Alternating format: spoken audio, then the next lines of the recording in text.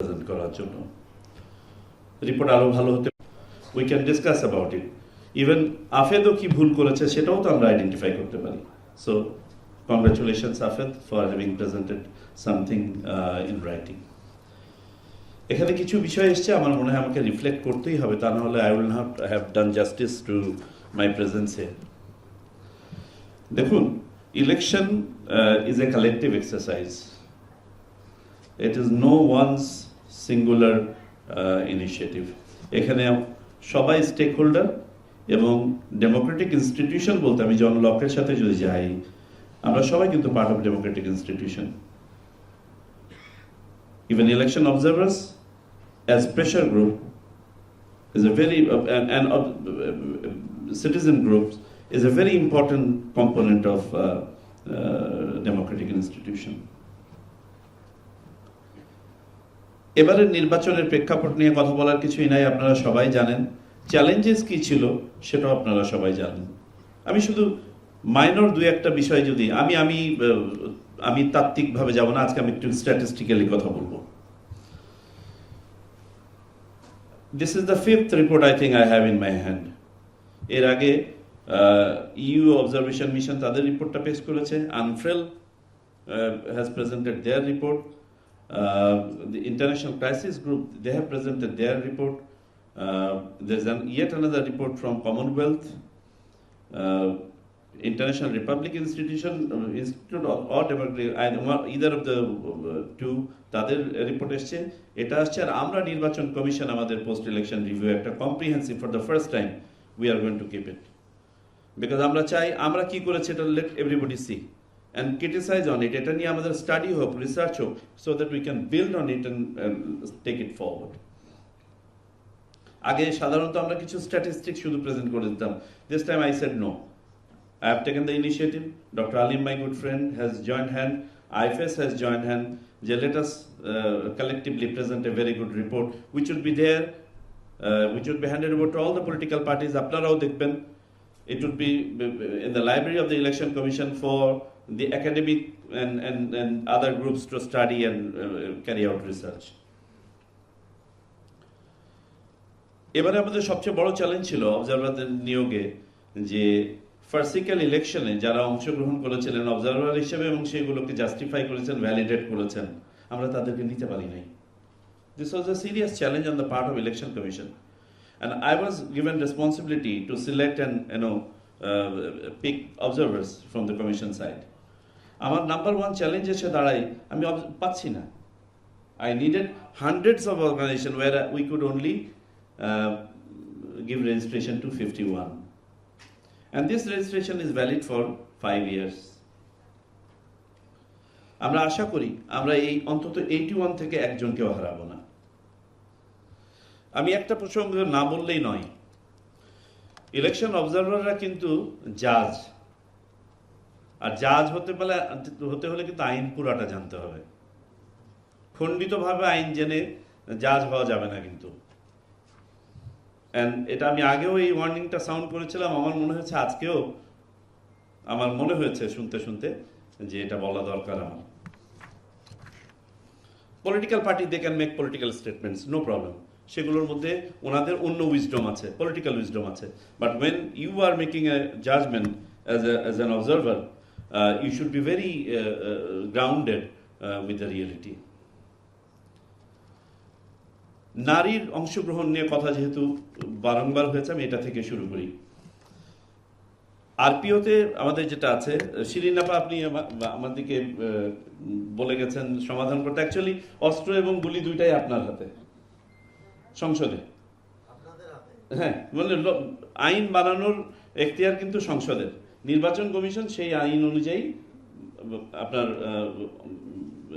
এক্সারসাইজটাকে carry forward করবে বর্তমান আইনে কি আছে আমি শুধু একটু আপনাদের অবগতির জন্য বলি article 90 of RPO article 90 of RPO এটা এটা প্রথমবারের মতো রিভিউ করা হয় আপনার 2000 সালের দিকে 2008-এ এসে এটা একটা শেপ নেয় সেখানে বলা হয় যে সকল স্তরের কমিটিতে পলিটিক্যাল পার্টির 33% নারীর অংশগ্রহণ বাধ্যতামূলক করা হয় যেটা 2020 সালের মধ্যে কিন্তু করার ব্যাপারে তখন বাধ্যবাধকতা ছিল যাই হোক, পরবর্তীতে এটা এক্সটেন্ডেড হয়ে এখন 2030 সাল পর্যন্ত করা হয়েছে। সো আমাদের প্রথম এবং mind you, this has been put as a disqualifying provision, মানে যেসব কারণে রাজনৈতিক দল নিবন্ধন হারাতে পারে তার মধ্যে এটা কিন্তু শামিল। সো আপনারা রাজনৈতিক দলরা যদি আমাদের উপর চাপ সৃষ্টি না করেন নির্বাচন কমিশনের উপর, আর আমরা যদি স্ট্রিক্ট থাকি, তাহলে 2030-এর মধ্যে যারা 33% সকল পর্যায়ে রিপ্রেজেন্টেশন এনশিওর করতে পারবেন না, তারা কিন্তু ডিসকোয়ালিফাইড হবেন। বাট হ্যাভিং সেড দ্যাট, আমি কিন্তু কোয়ালিফাইং ক্লজটাও বলেছি, রাজনৈতিক দল নিয়েই নির্বাচন কমিশনের কাজ। সো রাজনৈতিক দলের প্রস্তুতিও আমাদেরকে মাথায় রাখতে হয়। সো আপনারা অন্তত এই প্ল্যাটফর্ম থেকে ক্যারি দিস মেসেজ, যে আমরা স্ব অবস্থান থেকে 33% আমাদের রিপ্রেজেন্টেশন এনশিওর করি, আইনে তো আছে, এবং ইট ইজ এ ডিসকোয়ালিফাইং প্রভিশন। ওকে, আর কজন অংশগ্রহণ করবেন বা করবেন না, এটা তো রাজনৈতিক দলের ব্যাপার। এটা নির্বাচন কমিশনের পক্ষে আসলে এইভাবে কোনো কিছু নির্ধারণ করে দেওয়া সম্ভব, unless it is given in the act, and this is an act of parliament. আচ্ছা, অবজারভেশনের ডিউরেশন নিয়ে আপনি একটা কথা বলেছেন। Actually we are open to observation duration. অবজারভারদের ব্যাপারে 3টা পয়েন্ট এসছে আপনার, আমি এই 3টা পয়েন্ট একবারে রেসপন্ড করে যাই। অবজারভারের সংখ্যা নিয়ে আমাদের কোনো সীমাবদ্ধতা নাই, you can fill any number. Number 2, যদি ক্রাইটেরিয়া ফুলফিল করে। নাম্বার 2, অবজারভাররা যে কোনোখানে যেতে পারে। কেন যেতে পারেন নাই আমি জানি না। এখন অবজারভাররা যদি নিজের কারণে কোনোখানে যেয়ে না থাকতে পারেন, please don't blame that official. For example, আপনাকে আমি বলি, ভোট গণনার সময় একটা শর্ত আছে। শর্তটা হচ্ছে যে যারা যারা ভোট গণনার সময় থাকবেন,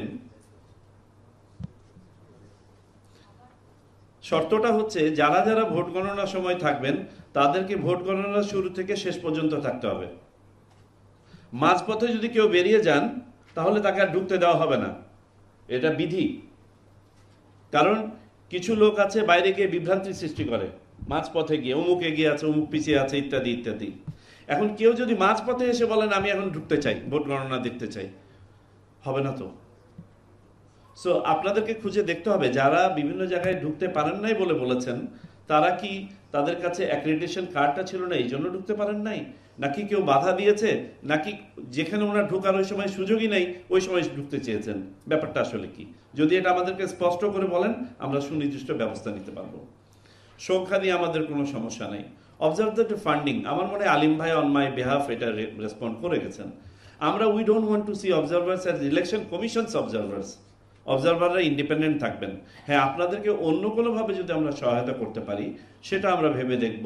যেমন আজকে একটা বিষয় খুব অ্যাপ্রোপ্রিয়েটলি ওখান থেকে এসে তালিয়াপা পরে সাবস্টেন্সিয়েট করেছেন, যে আমরা ইলেকশন এডুকেশন থেকে ডেমোক্রেসি এডুকেশনের দিকে কবে যাব। সো সেই প্রসেসে যদি আপনারাও আসেন, এবং আমরা যদি, it is a long term affair, it is a continuous exercise, সেখানে যদি আমরা পারি, let's see what we can do. আর আপনাদের এই রিপোর্টটা নিয়ে আমার মনে হয় এই বিভিন্ন রিপোর্ট প্লাস আমাদেরটা পাবলিশ হওয়ার পরে আমাদের we have to hold a round table at the election commission or at an appropriate place to find out, because এগুলো তখন আমরা একটার সাথে আরেকটা মিলিয়ে দেখতে গেলে আপনারা বুঝতে পারবেন যে কিছু কিছু জায়গাতে বোধহয় আমাদের রিপোর্টও বোধহয় আমাদেরকে একটু ব্রাশ আপ করতে হবে।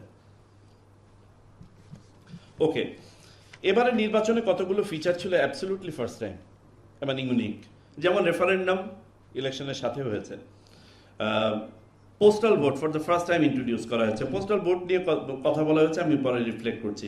Security measure for the first time আমরা ইন বাংলাদেশ হিস্ট্রি আমরা কতগুলো ডিভাইস এবং সার্ভিসেস ব্যবহার করেছি। We had UAVs, unmanned aerial vehicles, something like satellite, আমার কন্ট্রোলে। Then we had hundreds of drones, body camera. বাংলাদেশের more than half I could watch live sitting at election commission. যে কারণে যখনই কেউ কোনো কমপ্লেন করেছেন, সাথে সাথে আমরা একটা ডিভাইসকে ওখানে মুভ করিয়েছি ফিজিক্যালি দেখার জন্য, যেটা শুধু কমপ্লেন করার জন্য কমপ্লেন নাকি আসলে কোনো কিছু ঘটছে। এমনও ঘটেছে যে হাতিয়াতে একটা ইনসিডেন্ট বলা হচ্ছে যে এখানে বিটুইন টু পার্টিজ যে কোনো সময় মারামারি করতে পারে। আমি ইউএভি মুভ করিয়েছি, 15 মিনিটের মধ্যে UAV was on the, and I could see every single individual. And then move some forces. রাতের বেলায় ভোট গণনার সময় যখন এরকম হয়েছে যে মারামারি হতে পারে, নেভি তখন কমপ্লিটলি আপনার ফুললি স্ট্রেচড, আর একজনও নাই রিজার্ভ দেওয়ার মতো। তখন নোয়াখালী থেকে জাহাজে করে রাত 11টার সময় সেনা সদস্য পাঠিয়েছে হাতিয়াতে, which has never happened in history of Bangladesh's election. So এইভাবে আমরা আইন শৃঙ্খলা পরিস্থিতিটাকে এবারে নিয়ন্ত্রণ করার চেষ্টা করেছি। ইসিস পোস্ট ইলেকশন রিভিউ, আমি বললাম যে ফর দ্য ফার্স্ট টাইম আমরা এটা করছি। মিস ইনফরমেশন ডিসইনফরমেশন ল্যাব আমরা নিজেরা একটা স্ট্যাবলিশ করেছিলাম ইলেকশন কমিশনে, অ্যান্ড থ্যাংক ইউ ইউএনডিপি। আমরা ইউএনডিপির যে প্ল্যাটফর্ম ছিল, যেটা আমরা as a member state free of cost আমরা সার্ভিসটা পেয়েছি, সেটাও আমরা এখানে এমপ্লয় করেছিলাম। এবং আপনাদের অবজারভার গ্রুপ থেকে প্লাস বিভিন্ন সিটিজেন গ্রুপ থেকে যারা যেতে চেয়েছেন তারা এখানে গিয়েছেন এবং দেখেছেন এটা। ওকে, তারপরে আমরা আইন পরিবর্তন এবং ব্যাপক সংশোধন করা হয়েছে। তার মধ্যে অন্যতম হচ্ছে ভোটারের এলিজিবিলিটি। কবে, সাধারণত 1 জানুয়ারি এলিজিবিলিটি ছিল, যেটাকে আমরা নির্বাচন কমিশনের ইখতিয়ারে নিয়ে আসে অক্টোবর পর্যন্ত ভোটারদেরকে আমরা ভোট দিতে দেওয়াতে সক্ষম হয়েছে। সিসিটিভি প্রথমবারের মতো অলমোস্ট 100% সেন্টারে সিসিটিভি লাগানো হয়েছিল, অলমোস্ট 100%। আমরা জেলা প্রশাসন, উপজেলা প্রশাসন, এলজিইডি তাদের সহায়তার পাশাপাশি 72 কোটি টাকা আমরা মন্ত্রণালয়কে ইলেকশন বাজেট থেকে দিয়ে আমরা সিসিটিভি এস্টাবলিশ করেছিলাম। ওকে, রেজাল্ট নিয়ে একটা কথা এসছে, আমার মনে হয় এই জায়গাটাতে পরিষ্কার করে। এটা নিয়ে আমি বলছি, আপনারা যারা ইলেকশন অবজার্ভ করেন আপনাদের সব পুরো আইনটা জানতে হবে, তা না হলে আমরা খণ্ডিত ওপিনিয়ন দিব এবং ইট মাইট সাউন্ড লিটল প্যারোকিয়াল, যেটা কিন্তু অবজারভারদের কাছ থেকে প্রত্যাশিত নয়। ইলেকশন রেজাল্ট আপনার সরকারি ফলাফল ঘোষণার আগে বেসরকারিভাবে 3 বার ঘোষিত হয়। সবচেয়ে গুরুত্বপূর্ণ ঘোষণাটা হয় কেন্দ্রে। কেন্দ্রে যে ফলাফল শীটটা উপস্থিত সকল এজেন্ট, যে এজেন্টরা ওই সময় হাজির আছেন তারা স্বাক্ষর করেন। স্বাক্ষর করা হলে পারে এই রেজাল্টের একটা কপি ওই এজেন্টের কাছে হস্তান্তর হয়ে যায়, এবং হস্তান্তর হয়ে গেলে এটার একটা কপি, ওইখানে বলা হয় এটা নোটিশ বোর্ড, ওইখানে নোটিশ বোর্ডে ঝুলিয়ে দেওয়া হয়। এই হচ্ছে কেন্দ্রের পদ্ধতি। এইটাই হচ্ছে সবচেয়ে অ্যাকুরেট এবং সবচেয়ে ভালো পদ্ধতি এবং সবচেয়ে অথেন্টিক পদ্ধতি, বিকজ এইটাই পরবর্তীতে কোর্টে প্রেজেন্ট করা হয় অ্যাজ এন এভিডেন্স। আপনারা আজকে যদি আপনাদের স্ব মোবাইল ফোনে ইলেকশন কমিশনের ওয়েবসাইটে যান, প্রথমবারের মতো আমরা 100% সেন্টারের এই স্বাক্ষরিত ফলাফল ওয়েবসাইটে পোস্ট করেছি। আপনারা ইউ ক্যান চেক, এখানে যেখানে আপনাদের যার এজেন্ট হাজির ছিল সবার স্বাক্ষর আছে। সুতরাং ওইটা হচ্ছে 1 নম্বর ঘোষণা। 2 নম্বর ঘোষণা হচ্ছে যখন এটা সহকারী রিটার্নিং অ্যাকচুয়ালি 4টা বেসরকারি ফলাফল হয়। সহকারী রিটার্নিং অফিসার অর্থাৎ ইওনো বা যাকে সহকারী রিটার্নিং অফিসার, তিনি আবার ওখানে একটা সামারাইজ করে কেন্দ্রের সংখ্যা অনুযায়ী একটা ঘোষণা করে দেন। Then it comes to returning officer. Returning অফিসারের ওখানে আবার একটা ফলাফল কেন্দ্র থাকে, উনি ঘোষণা করেন। ফাইনালি ইলেকশন কমিশনের কাছে রিটার্নিং অফিসারের স্বাক্ষরিত একটা ডকুমেন্ট আছে, সেই ডকুমেন্টটা দেখে আমরা স্বাক্ষর করতে থাকি। এখন কোনো কোনো ক্ষেত্রে দেখা যায় একটা আপনার কনস্টিটিউয়েন্সি 10 বারে 10টা পেপারে এসছে, ধরেন 10টা সেন্টার, তারপরে 10টা সেন্টার, এভাবে এসছে। আমরা নির্বাচন কমিশনে এই ফলাফলটা ঘোষণা করতে গিয়ে দেখেছি গড়গড় করে সারাক্ষণ না বলে okay let us do it every after 1 hour, ততক্ষণে কিছু কিউমুলেট হোক, কিন্তু ফলাফল কিন্তু বন্ধ নাই। আমাদেরকে যদি কেউ কাইন্ডলি বলতে পারেন যে বাংলাদেশের কোনো কেন্দ্রে ফলাফল ঘোষণা করতে দেরি হয়েছে, তাহলে আমরা কিন্তু সুনির্দিষ্টভাবে নাম ঠিকানা দিয়ে বললে পারে আমরা ব্যবস্থা নিতে পারি। এবং এটা যে রাজনৈতিক দলগুলো কত গ্রহণযোগ্য ছিল আপনাদেরকে আরেকটা স্ট্যাটিস্টিক্স দিলে বুঝতে পারবেন। আমাদের টোটাল ইলেকশন পিটিশন হয়েছে, মানে ইলেকট্রাল ডিসপিউট নিয়ে 51টা আমার জানা মতে, কেউ সম্ভবত 52 হতে পারে, বাট একটা ডুপ্লিকেশন আছে। তার মধ্যে 27টা করেছে সরকারি দল, কিছু করেছেন ইন্ডিপেন্ডেন্ট, আর বাকি করেছে বিরোধী দল। এটা থেকে বুঝতে পারছেন যে ডিসপিউটের সংখ্যা কত কম এবং কারা কি পরিমাণে অ্যাগ্রিভ। এবং এই majority out of all 51, majority হচ্ছে ন্যারো মার্জিনে হেরেছেন, ওনারা পুনঃগণনা চান, চাইতেই পারেন। এখন আদালত যদি সন্তুষ্ট হন তাদের আর্গুমেন্টে, পুনর্গণনা করবেন। আমরা we R maintaining this copies for 1 year। Postal ballot নিয়ে একটা কথা এসছে, যে পোস্টাল ব্যালট আপনাদের অবজারভেশনে এসছে। আমি কাইন্ডলি বলবো আপনাদের অবজারভেশনটা একটু রিভিউ করতে। আমি যদি একটা জায়গাতে বলি যে 1%ও আমরা কোনো কম্প্রোমাইজ করি নাই, সেটা হচ্ছে postal ballot. Because for the first time আমরা ইন্ট্রোডিউস করছি এটা, আমাদের উদ্দেশ্যই ছিল যে ইলেকট্রাল ইন্টিগ্রিটি যেন নষ্ট না হয়। তাতে যদি ব্যালট সংখ্যা কমে যায় আমাদের করার কিচ্ছু নেই। কারণ একটা জিনিস যেটা 55 বছর পরে ইন্ট্রোডিউস হচ্ছে বাংলাদেশে ফর দ্য ফার্স্ট টাইম, এটা যদি আমরা ভুল করি, it will die it's unnatural death. আবারও আমাদেরকে হয়তো 10-20 বছর ওয়েট করতে হতে পারে টু ইন্ট্রোডিউস দিস। যে কারণে আমরা 2 স্টেজ একটা ভেরিফিকেশন প্রসেস রেখেছিলাম।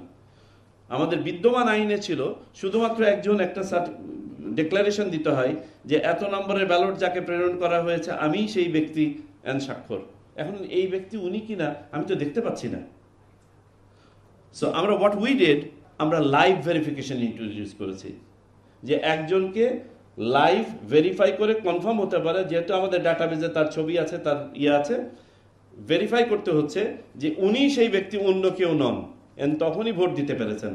তো এই যে কিছু সংখ্যক ব্যালট যেটা নষ্ট হয়েছে, it is because people did not do live verification. তাদের ব্যালট আমরা খুলি নেই বিধি অনুযায়ী। আমরা বিধিতে রেখে দিয়েছি যে যিনি লাইভ ভেরিফিকেশন করবেন না তার ব্যালট খোলাই হবে না। সো তার ব্যালট খোলাই হয়নি, এগুলো নষ্ট ব্যালট হয়ে গেছে, কিছু করার নাই। সো কিন্তু আমরা যে কাজটা করি নাই, যে একটি ব্যালটও যাতে রং পিপল ভোট দিয়েছে এই এলিগেশন যেন না আসে, তাহলে কিন্তু এটা প্রশ্নবিদ্ধ হয়ে যাবে। এবং যদি আপনারা বলেন যে আগামীকালকে যদি আদালত চাই, যেটা প্রাইভেসির কারণে যেটা করতে পারে না, অ্যানোনিমিটি আমাদেরকে রক্ষা করতে হয়, কিন্তু আদালত যদি চান, আদালত চাইলে একটি একটি করে ভোট পোস্টাল ব্যালটের ক্ষেত্রে রিলেট করতে পারবেন কে দিয়েছেন কাকে দিয়েছেন। It is possible and we maintain this for 1 year। If there is an allegation, আদালত যদি করেন, আমরা এগুলো যাতে ভেরিফাই করতে পারি। সকল ব্যালটের ক্ষেত্রে আমরা 1 বছরের জন্য মেনটেন করি। ওকে, ভায়োলেন্সের রিডাকশন অফ ভায়োলেন্স নিয়ে এক আপা কথা বলেছেন পেছন থেকে। আপনার ইয়ের জন্য বলি, হ্যাঁ আমরা তো চাই zero violence. Unfortunately comes with violence, unfortunately. সেদিক থেকে আমরা বলবো, যদি ত্রয়োদশ জাতীয় সংসদ নির্বাচন 12ই ফেব্রুয়ারি যদি কোনো কারণে অনন্য হয়ে থাকে, এটা হচ্ছে ল্যাক অফ ভায়োলেন্সের জন্য অনন্য একটি নির্বাচন। আমাদের টোটাল নির্বাচনে আমাদের ফ্যাটালিটি হয়েছে 2টো। আমরা ধরে নিচ্ছি এটা নির্বাচন রিলেটেড ফ্যাটালিটি।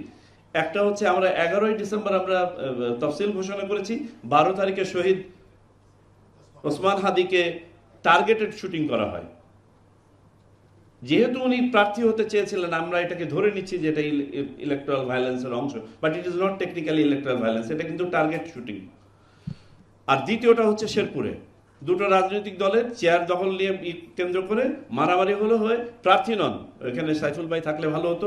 একজন প্রার্থী মারা গেছেন, উনি বলেছেন নো, প্রার্থী মারা যাননি, প্রার্থী মারা গেছেন পরে হার্ট অ্যাটাক করে, ওটা অন্য জিনিস, যে কারণে ওটা ভোটটা সাসপেন্ডেড। একজন সমর্থক মারা গিয়েছিলেন। So these are the 2 fatalities in the entire election. Compared to, go back to 2014, 115 fatality. 115 as per official record, I am saying. So আল্লাহর কাছে আপনাদের হাজার শুকর যে it has been possible to keep it non-violent, এবং এটা সম্ভব হয়েছে রাজনৈতিক দলের সদিচ্ছার কারণে। এখানে ইলেকশন কমিশনের চেয়ে, আপনার আইন শৃঙ্খলা রক্ষাকারী বাহিনীর চেয়ে যাদেরকে সবচেয়ে বেশি সাধুবাদ দেওয়া প্রয়োজন, সেটা হচ্ছে রাজনৈতিক দল। তারা যদি আপনার সমন্বিতভাবে ভায়োলেন্সের পথে হাঁটতেন, আমরা কি করতে পারতাম? সো এখানে যারা প্রতিনিধি আছেন, তাদের মাধ্যমে আমি স্ব রাজনৈতিক দলকে অভিনন্দন জানাতে চাই। চলুন আমরা এই অভিজ্ঞতাটাকে, এই কালচারটাকে, let us carry it forward in the local government election, because local government election in Bangladesh become even more violent. আমি গত কদিন আগে একটা স্ট্যাটিস্টিক দেখছিলাম, সম্ভবত in the writing of one of our legends, যে উনি বলেছেন যে সর্বনিম্ন আই থিঙ্ক লোকাল গভর্নমেন্টে মারা গেছে 136 জন। ওয়াই? আমাদের কি, because it carries our image also outside. আমাদের অন্ততপক্ষে এটা নিশ্চিত করতে হবে, ইলেকশন কমিশনের পক্ষ থেকে গেট ইট গ্রান্টেড, আমাদের যা কিছু টুল আছে উই উইল এক্সারসাইজ। ওই যে বাংলাদেশে যে সংস্কৃতি চালু হয়েছিল, নমিনেশন পেলেই I am elected, no, this is not going to happen. Election will be transparent, free and fair, এটা আমরা নিশ্চিত করবো ইনশাআল্লাহ। সো জনগণের ভোট পেয়েই নির্বাচিত হতে হবে, ভোট পেয়েই প্রার্থীদেরকে নির্বাচিত হবে, এটা যেন বদ্ধমূল হয়ে যায় সবার মাঝে।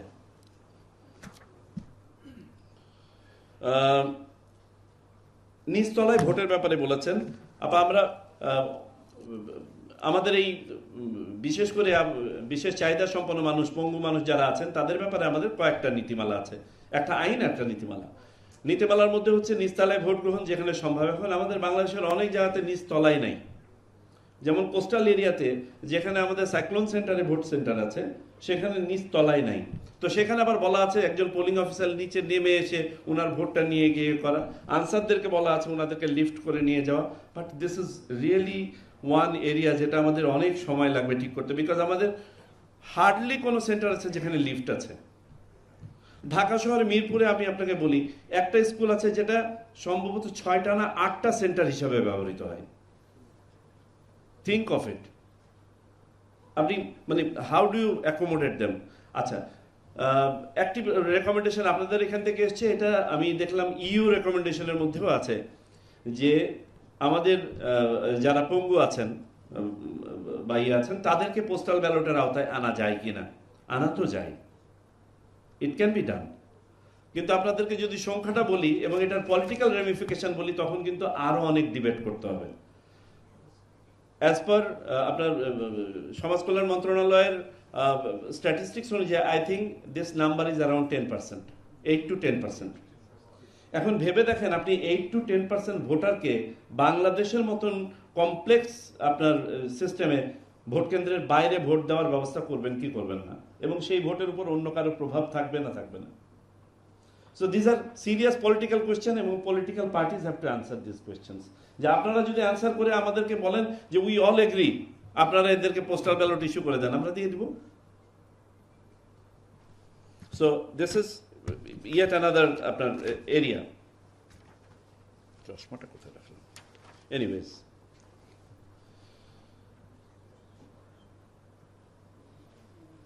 ওকে, আপনাদের অবগতির জন্য আমি বলি, আচ্ছা, এবারের নির্বাচনের অন্যতম একটা প্রধান ফিচার আমি বলবো, এবং নির্বাচন commission takes pride in it, reduced cost. At the end of the day এটা কিন্তু পাবলিক মানি। আমাদের সব ক্যালকুলেশন হয় হচ্ছে পার ক্যাপিটা ভোটারকে ধরে। সেটা কি রকম? আমাদের সংখ্যাটা ছিল আনটিল 12th ন্যাশনাল পার্লামেন্ট, সকল নারী সেন্টারে পার কক্ষ 400 জন করে ভোটার, আর পুরুষ কক্ষে ছিল পার কক্ষ 500 জন করে ভোটার। আমি বললাম যে let us go back to old system, আমি 500 আর 600 করতে চাই। কেন পারবো না? কারণ আমি আর কেন্দ্র আর পাবো কোথায়? 43,000 কেন্দ্র অলরেডি হয়ে গেছে। এত আইন শৃঙ্খলা রক্ষাকারী মানে এত polling officials, where do you get it from? And then on top of that এটার সাথে কস্ট ইনভলভমেন্ট। আমার পিএস এখানে আছে, সে প্রথমে এসে আমাকে বললো, স্যার খবরদার এই রাস্তায় হাঁটেন না স্যার, দিনের মধ্যে শেষ করতে পারবেন না ভোট। Whole association came, sir this can't be done. I said let us do a mock voting. So আমরা একটা মক ভোটিং করলাম শেরে বাংলা লঙ্গরে, being assisted by European Union as well. সেই মক ভোটিং থেকে আমরা কতগুলো মেজার নিলাম। মাইন্ড ইউ, আমরা এক ব্যালটেই বলতেছিলাম 400 আর 500 ব্যালট, 400 ভোটার পার কক্ষ। আমরা 2 ব্যালট ম্যানেজ করেছি, প্রত্যেকটা কক্ষে 500 এবং 600 ব্যালট ভোটার। এতে করে আমরা হিসাব করে দেখেছি প্রায় 1,000 কোটি টাকা কম খরচ হয়েছে। It's not a mean amount, huge amount. এবং অন্যান্য আরো কিছু কাজ ছিল তার মধ্যে, যেমন আমরা ডেপ্লয়মেন্টের ডিউরেশন কমিয়েছি, আননেসেসারি আপনার দেয়ার ওয়ার এক্সপেন্ডিচার্স, সেগুলোকে আমরা কেটে দিয়েছি। And we started from election commission, যেখান থেকে কাটা শুরু করতে হবে। আমাদের ভবিষ্যতে দেখতে হবে কিভাবে ইলেকশনকে একটু আরো আপনার সাশ্রয়ী করা যায়। আমরা দিনকে দিন জ্যামিতিক হারে খরচ বাড়ছে, এটা তো কোনো সাস্টেনেবল অ্যারেঞ্জমেন্ট হতে পারে না। এইবার নির্বাচনের অন্যতম বড় ফিচার ছিল, যেটা আপনারা বলেন নাই কেউ, for the first time we have removed poster. Election in Bangladesh, national election and local government election, used to be the single largest polluting event, environment polluting event in Bangladesh. Crore crore poster ছাপানো হতো। আর যেহেতু এই নির্বাচনটা সাধারণত শীতকালে হয়, কুয়াশা থেকে বাঁচার জন্য এই পোস্টারগুলোকে আবার ল্যামিনেট করে দেওয়া হতো, এক ধরনের প্রলেপ দিয়ে দেওয়া হতো, এবং এইগুলো তো সব পুরা ঢাকা শহর থেকে শুরু করে গ্রামগঞ্জ সব ক্লক করে ফেলতো। So it has now come into habit. রাজনৈতিক দলগুলো এটার সাথে অ্যাকাস্টমড হয়ে গেছেন, আমরা আর ওখানে ফিরবো না ইনশাল্লাহ। আমরা আবারও ফেরত গেছি বিশ্বাসের জায়গায়। আগের রাত্রে আমরা ব্যালট পেপার থেকে শুরু করে সবকিছু পাঠিয়েছি কেন্দ্রে। কোন কোন রাজনৈতিক দল এবং এই ব্যাপারে শঙ্কা প্রকাশ করেছিলেন, আমরা বললাম নো, শঙ্কা থাকলে পারে তো তাহলে নতুন নির্বাচনের উষা তো আসলো না, তাহলে তো আমরা আগের জায়গাতেই পড়ে থাকলাম শঙ্কা এবং সন্দেহের জায়গায়। তো আমরা বলেছি জন্য সো আমরা আগে রাত্রে পাঠিয়েছি এবং টাইমলি পৌঁছেছে, আল্লাহর রহমতে হয়েছে। ভোটার এডুকেশন নিয়ে কথা হয়েছে, yes this is a serious area. এবং বাংলাদেশে কিভাবে 100% ভোটারকে এডুকেট করা যাবে, I don't have a solution. আপনারাও চিন্তা করেন, লেটেস্ট থিং 16 লক্ষ ব্যালট আমাদের নষ্ট হয়েছে। 16 লক্ষ মানে প্রত্যেক 50টা ব্যালটে একটা ব্যালট নষ্ট হয়েছে। This is a big number. So এই নাম্বারটা আমাদেরকে রিডিউস করতে হবে। মোস্টলি আমরা দেখেছি it is because of the voter education. অথচ আমরা ভোটার এডুকেশনের জন্য যত পন্থা আছে অনলাইন অফলাইন আমরা উই হ্যাভ ট্রাইড, কিন্তু ওই যে প্রান্তিক মানুষটা যে প্রথমবারের মতন ভোট দিতে এসছেন, উনি দেখছেন উনি 3 জন প্রার্থীকে পছন্দ করেন, 3টা সিল মেরে দিয়ে গেছেন এত কিছু বলার পরে, and so on and so fourth. So আমাদেরকে এটা নিয়ে কাজ করতে হবে।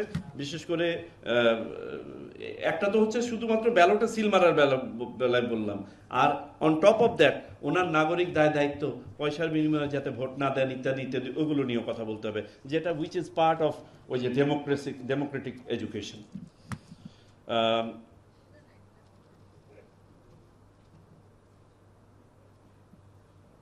অবজারভার নীতিমালাতে যদি আপনারা মনে করেন, আমি চাচ্ছিলাম আপনারা অবজারভার নীতিমালা নিয়ে কিছু কথা বলেন। এই নীতিমালায় যদি আরো কোনো সংশোধনী বা প্রয়োজন হয়, এটার যদি আমরা পরিমার্জন করতে হয়, সেটা আমাদেরকে বলবেন কাইন্ডলি। 18 বছরের নিবন্ধন, ইয়াস, এখন 16 বছরের নিবন্ধন হচ্ছে। আমরা এখন চেষ্টা করছি, আমরা আলোচনায় আছি, আমরা 0 এজ পর্যন্ত অন্তত ক্লাস 1-এ নিয়ে গিয়ে নিবন্ধন করতে পারি কিনা মানুষের। তারপরে সে যখন 18 হয়ে যাবে, সে অটোমেটিক্যালি ভোটার তালিকায় ঢুকে যাবে। মানে তথ্য সংগ্রহের কাজটা, তার কারণ বাংলাদেশে এখন কমন প্রবলেম হচ্ছে আপনার এক তথ্য দিয়ে নাগরিক হয়, পরবর্তীতে এখন সংশোধনী চাই, 10 বছর বয়স কমিয়ে দেন। এই মুহূর্তে লক্ষাধিক আমাদের কাছে application pending just on this. তারা ভাবছে 10 বছর বয়সটা কমালে বোধহয় আমি 10 বছর বেশি চাকরি করতে পারবো। নো, এই প্রবণতা we don't entertain in the election commission. Okay,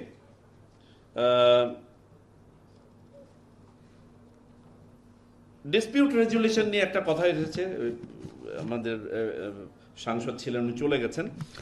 dispute রেজুলেশনে একটা টাইম লিমিট কিন্তু আইনে দেয়া আছে, যে ইলেকশন অ্যাপ্লিকেশন যেগুলো হয়, এই অ্যাপ্লিকেশন কয় দিনের মধ্যে নিষ্পত্তি করতে হবে। এখন এটা তো আদালতের এখতিয়ার, আমি তো বলতে পারি না উনি এত দিনের মধ্যে এটা নিষ্পত্তি করবেন কি করবেন না, কিন্তু সময়সীমা কিন্তু বেঁধে দেওয়া আছে 180 দিন। Last but not the least, গিয়ে নিয়ে কথা হয়েছে, কিছু আচরণবিধি নিয়ে কথা হচ্ছে, মাইকের ব্যবহার ইত্যাদি। আমার মনে হয় মাননীয় সংসদ জানতেন না, আমরা মাইকের উপরে সংখ্যার উপরে লিমিটেশন উঠিয়ে দিয়েছিলাম, সংখ্যার সীমাবদ্ধতা আমরা উঠিয়ে দিয়েছিলাম। আমাদের পার্শ্ববর্তী দেশ ভারতে কন্ডাক্ট রুলটা লাইভ, তারা ডেইলি বেসিসে অ্যাডজাস্ট করে। এইবারে ইফেক্টিভলি বাংলাদেশ ইলেকশন কমিশনে আমাদের conduct rule became live, because আমরা we are facing new situations এবং আমাদেরকে প্রতিদিন এটা রেসপন্ড করতে হচ্ছিল। বাসে করে যাবেন, এখন বাস তো ব্যবহারের বিধিটা নাই, আমাদেরকে we had to accommodate. Party প্রধান উনি কি রাত 8টা পর্যন্ত, আমাদের সময়সীমা ছিল বেলা 2টা থেকে 8টা পর্যন্ত প্রচারণা, কারণ স্কুল কলেজ এবং আবার মানুষের যেন অসুস্থ মানুষ, বাচ্চা, মা, তারা যেন না হন। সো সব মিলিয়ে আমরা 2টা থেকে 8টা দিয়েছিলাম সবার জন্য, কিন্তু পার্টি প্রধানদের জন্য তো এটা সম্ভব না। সো আমরা তাদের জন্য এটা ওপেন করে দিয়েছিলাম, যে ওনারা যতক্ষণ করে, কারণ তাদের পক্ষে তো ওই একটা কনস্টিটিউয়েন্সি দিয়ে আসলে পারে, how does he cover the whole country. So আমরা সেটা রাখি নাই। ডিজিটাল আপনার ডিসপ্লে, কেউ কেউ এবার ঢাকা শহরেই ডিজিটাল বোর্ড দুই পাশে লাগিয়ে গাড়ি নিয়ে রওনা দিয়েছেন। এখন এটা বিধিমালায় নাই, আমাদেরকে রিটার্নিং অফিসার জানতে চেয়েছেন, আমরা আবার ওটাকে অ্যাকোমোডেট করেছি। সো আমরা we kept the conduct rule as live as possible and accommodated. আমাদের উদ্দেশ্য কিন্তু বাধা দেওয়া নয়, অ্যাকচুয়ালি আইনের স্পিরিটও তাই না, তা নয়।